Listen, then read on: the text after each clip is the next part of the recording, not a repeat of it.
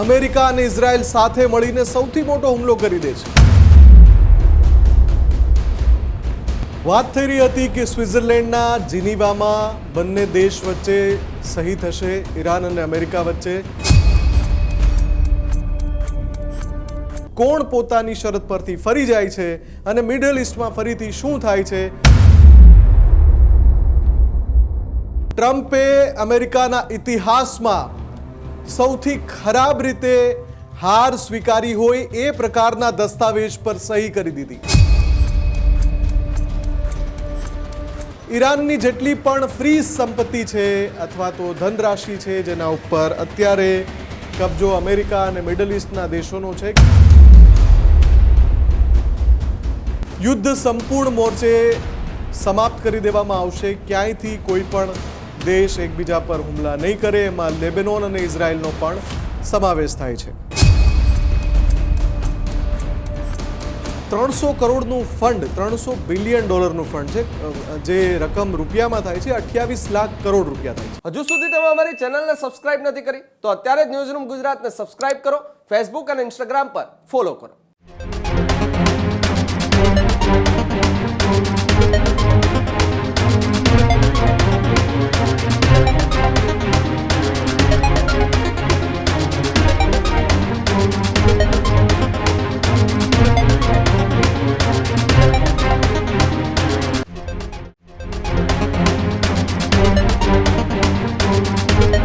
વાત થઈ રહી હતી કે સ્વિટ્ઝરલેન્ડના જીનીવામાં બંને દેશ વચ્ચે સહી થશે, ઈરાન અને અમેરિકા વચ્ચે, અને 110 દિવસથી એટલે લગભગ 4 મહિનાથી જે યુદ્ધની સ્થિતિ હતી ઈરાન, અમેરિકા અને ઇઝરાયલ વચ્ચે પૂર્ણ થશે।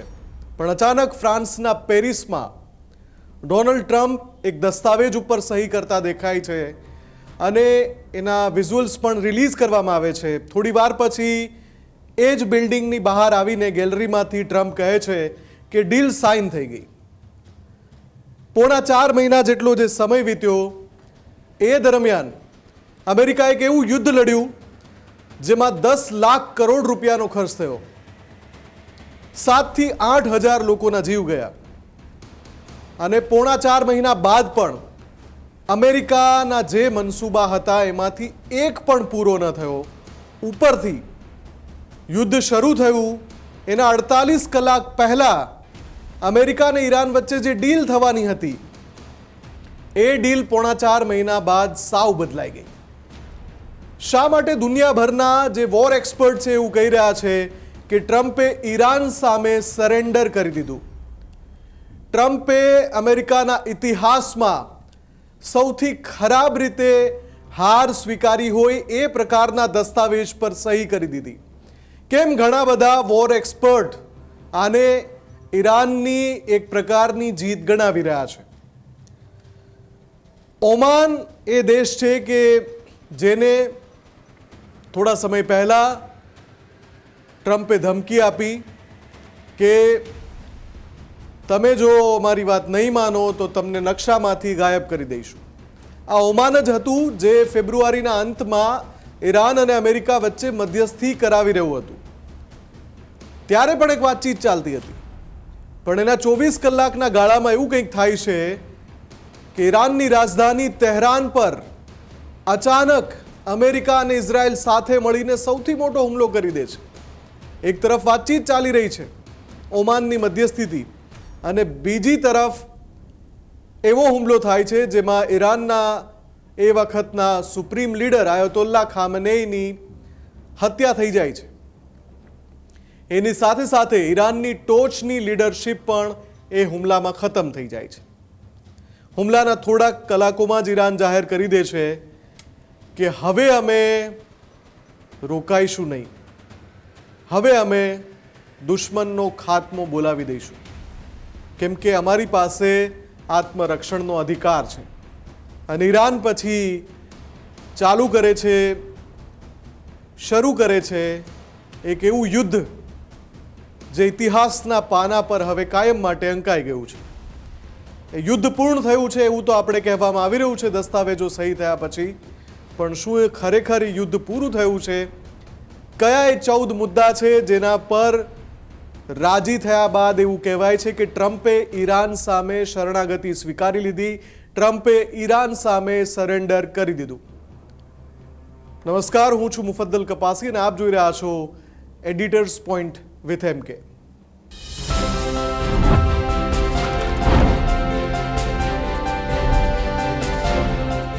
ઈરાન અને અમેરિકા વચ્ચે 14 મુદ્દાનો એક ડ્રાફ્ટ ઘણા લાંબા સમયથી તૈયાર હતો.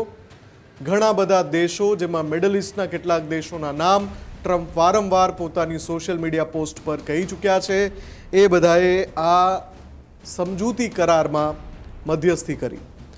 જોકે આજે સમજૂતી કરાર થયો ફ્રાન્સના પેરિસમાં, એ અંતિમ કરાર નથી. અંતિમ શાંતિ કરારને નક્કી કરવા માટે અથવા તો ફાઇનલાઇઝ કરવા માટે 2 મહિનાનો સમય નક્કી કરાયો છે, 60 દિવસનો. હવેથી 60 દિવસ સુધી દરરોજ સ્વિટ્ઝરલેન્ડના જીનીવામાં અમેરિકા અને ઈરાનના પ્રતિનિધિ સામસામે એક ટેબલ પર બેસીને એક મુદ્દા પર ગહન ચિંતન કરશે, ચર્ચા કરશે અને એક મુદ્દાને ફાઇનલ કરીને પછી સાઇન કરતા જશે. એવી રીતે એક અંતિમ કરાર તૈયાર થશે, જેને મંજૂરીની મહોર લગાવશે યુનાઇટેડ નેશન્સનું સિક્યુરિટી કાઉન્સિલ.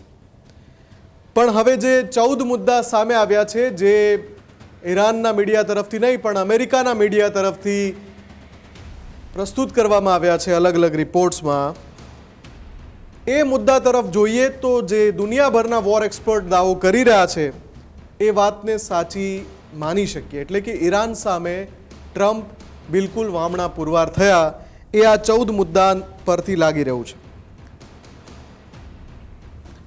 હોર્મુઝને ઈરાન ખોલી દેશે, એકાદ મહિનાનો સમય લાગે સંપૂર્ણપણે ખુલવામાં, પણ એક લાઈન ટાંકવામાં આવી રહી છે કે 60 દિવસ માટે જ હોર્મુઝ ફ્રીમાં ખુલ્લું રહેશે, પછી એક શુલ્ક નક્કી કરવામાં આવશે જે ઈરાન લેશે.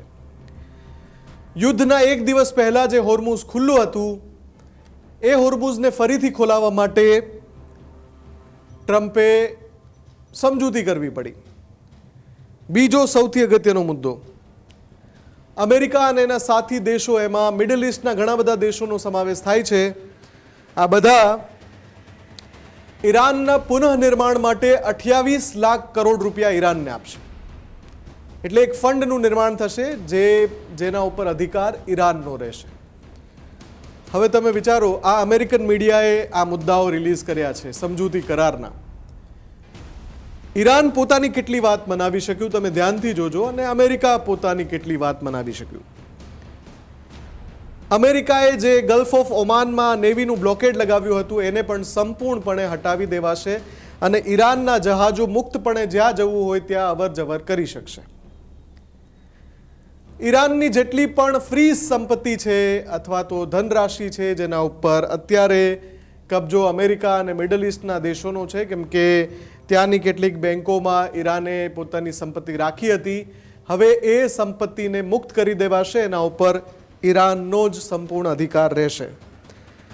આની સાથે સાથે ઈરાન પર લગાવાયેલા તમામ વ્યાપારિક પ્રતિબંધો તબક્કાવાર અમેરિકા હટાવી દેશે. એટલે કે દુનિયાના તમામ દેશો સાથે ઈરાન મુક્તપણે વ્યાપાર કરી શકશે. ઈરાન પોતાનું ક્રૂડ ઓઇલ આખી દુનિયામાં વેચી શકશે. જે આ યુદ્ધ શરૂ થયું એની પહેલાં એના ઉપર પ્રતિબંધો લાગેલા હતા. ચીન જેવા કેટલાક દેશો જ એ ક્રૂડ ઓઇલ ખરીદતા હતા, પણ હવે ઈરાન ગમે તે દેશને, જેને ચાહે તેને પોતાનું ક્રૂડ ઓઇલ વેચી શકશે. આ બધા જ મુદ્દા તમે જુઓ, ઈરાન પોતાની વાત મનાવવામાં સફળ રહ્યું કે અમેરિકા પોતાની વાત મનાવવામાં સફળ રહ્યું. આ આખા યુદ્ધમાં જેમાં 110 દિવસ ગયા, દુનિયાના લાખો કરોડ રૂપિયા હોમાઈ ગયા, પાણી થઈ ગયા, ઘણા દેશોના અર્થતંત્રને જોરદાર ધુંબો લાગ્યો, એવો ધુંબો લાગ્યો કે એમાંથી બહાર આવતા 2 થી 3 વર્ષ લાગે. મિડલ ઇસ્ટની આબરૂનું ધોવાણ થઈ ગયું અને 7 થી 8 હજાર લોકોના જીવ જતા રહ્યા. એ યુદ્ધ પછી ટ્રમ્પે શું હાંસલ કર્યું, એ સવાલ અત્યારે અંડરલાઈન કરીને પૂછાઈ રહ્યો છે. એની સાથે આજે બધા જ જે હું મુદ્દા અત્યારે જણાવી રહ્યો છું સમજૂતી કરારના, એ અમેરિકન મીડિયા કહી રહી છે એ મુજબના છે. યુદ્ધ સંપૂર્ણ મોરચે સમાપ્ત કરી દેવામાં આવશે, ક્યાંયથી કોઈ પણ દેશ એકબીજા પર હુમલા નહીં કરે, એમાં લેબેનોન અને ઇઝરાયલનો પણ સમાવેશ થાય છે. આ પણ એક મુદ્દો છે. બંને દેશો એકબીજાના સાર્વભૌમત્વનું સન્માન કરશે અને એકબીજાના આંતરિક મામલામાં દખલઅંદાજી નહીં કરે. આ પણ શરત છે એક 14 પૈકીની. આની સિવાય જે વાત ઉપર અમેરિકા પોતાનો હાથ ઉપર રાખી રહ્યું છે અથવા તો કહી રહ્યું છે કે અમે હવે ઈરાનને પરમાણુ હથિયારો બનાવવાથી રોકી લીધું છે, એટલે કે 14 મુદ્દાની એક શરત એ પણ છે કે ઈરાન ક્યારેય પરમાણુ હથિયાર નહીં બનાવે. જ્યારે ઈરાન પર 28મી ફેબ્રુઆરી એ હુમલો થયો તહેરાનમાં, જેમાં આયતુલ્લા ખોમેનઈનું અસાસિનેશન થઈ ગયું, એ હુમલાના એક દિવસ પહેલાં જ્યારે ઓમાન મધ્યસ્થી કરી રહ્યું હતું ઈરાન ને અમેરિકા વચ્ચે જે વાતચીત ચાલી રહી હતી એક ડીલ માટે થઈને, એમાં પણ ઈરાન આ જ વાત કરી રહ્યું હતું કે અમે ક્યારેય પરમાણુ હથિયારો નહીં બનાવીએ. 110 દિવસના યુદ્ધ પછી પણ ઈરાન એ જ વાત કરી રહ્યું છે. એટલે આમાં પણ અમેરિકા પોતાનો હાથ ઉપર રાખી રહ્યું છે, પણ બદલાયું કશું જ નથી. હવે આ જ પ્રકારની બીજી અગત્યની વાત એ છે કે અમેરિકા ઈરાન ઉપર સંયુક્ત રાષ્ટ્ર અને ઇન્ટરનેશનલ એટોમિક એનર્જી એસોસિએશન જે છે એના દ્વારા પ્રતિબંધો જે છે એ હટાવવાની દિશામાં કામ કરશે, અમેરિકા કરશે, ઈરાન પરથી પ્રતિબંધ હટી જાય. હવે આ બધી શરતો જે મેં કહી, આ બધી શરતોમાં ઈરાન પોતાનું એનરિચ્ડ યુરેનિયમ, જેના ઉપર ટ્રમ્પ ખૂબ દાવા કરી રહ્યા હતા અલગ અલગ પોસ્ટમાં, અલગ અલગ પ્રેસ બ્રીફિંગમાં, એ એનરિચ યુરેનિયમ સોંપવાને લઈને કોઈ સ્પષ્ટતા નથી કરાઈ. એટલે કે અમેરિકા ખોખારો ખાઈને કહી શકે કે અમે હવે આ બાબતે ઈરાનને પાછું પાડી દીધું અથવા ઈરાનને મજબૂર કરી દીધું કે એમણે આ શરત અમારી માનવી પડી. એવી એક પણ શરત, આ 14 શરતો જે મેં કહી કે જેને અમેરિકન મીડિયા જ અત્યારે દેખાડી રહ્યું છે કે ભાઈ જે 14 મુદ્દા છે સમજૂતી કરારના અમેરિકા અને ઈરાન વચ્ચે, એ આ બધા છે. હોર્મુઝ ખોલાશે તો પહેલાં પણ ખુલ્લું હતું. પરમાણુ હથિયાર નહીં બનાવીએ તો પહેલાં પણ ઈરાને કહ્યું હતું કે અમે પરમાણુ હથિયાર નથી બનાવવાના. પછી 300 કરોડનું ફંડ, 300 બિલિયન ડોલરનું ફંડ છે, જે રકમ રૂપિયામાં થાય છે 28 લાખ કરોડ રૂપિયા થાય છે. રિપીટ, 28 લાખ કરોડ રૂપિયાનું ફંડ ઈરાનને આપવામાં આવશે. આપશે કોણ? અમેરિકા અને એના સાથી દેશો, જેમાં કેટલાક મિડલ ઇસ્ટના પણ દેશો છે. એટલે કે બહુ સ્પષ્ટ રીતે જોવા જઈએ તો જેના મુદ્દે સૌથી વધારે ખેંચતાણ ચાલી રહી હતી એ અમેરિકા, ઈરાન અને ઇઝરાયલ વચ્ચેની ડીલ. અને આમ તો આમાં જોવા જઈએ તો સીધી રીતે અમેરિકા અને ઈરાન જ છે, પણ ઇઝરાયલ પણ એમાં પરોક્ષ રીતે સામેલ છે એવું આપણે માની લઈએ. ઇઝરાયલનું વલણ, નેતન્યાહુનું જે વલણ છે એ આ ડીલથી અલગ છે, એ પ્રકારના કેટલાક અહેવાલો પણ સપાટી પર આવ્યા છે. નેતન્યાહુ પણ લગાતાર ટ્રમ્પ પર દબાણ કરી રહ્યા છે, એ પ્રકારના અહેવાલો પણ સામે આવ્યા છે.